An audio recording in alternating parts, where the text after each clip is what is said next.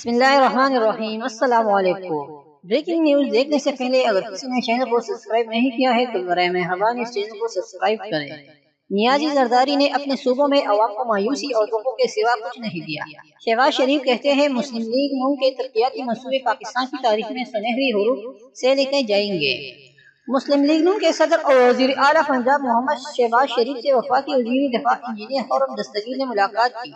ملاقات میں سیاسی امور اور ملک کی مجموعی صورتحال پر تبادلہ خیال کیا گیا۔ اس موقع پر گفتگو کرتے ہوئے شہباز شریف نے کہا کہ مسلم لیگ نون نے 5 سال شب و روز عوام کی خدمت کی۔ باشعور ووٹر ایک بار پھر مسلم لیگ نون کو ہی ووٹ دے گا۔ انہوں نے کہا کہ انرجی بحران اور دہشت گردی کا خاتمہ پاکستان مسلم لیگ نون کی حکومت کا اعزاز ہے۔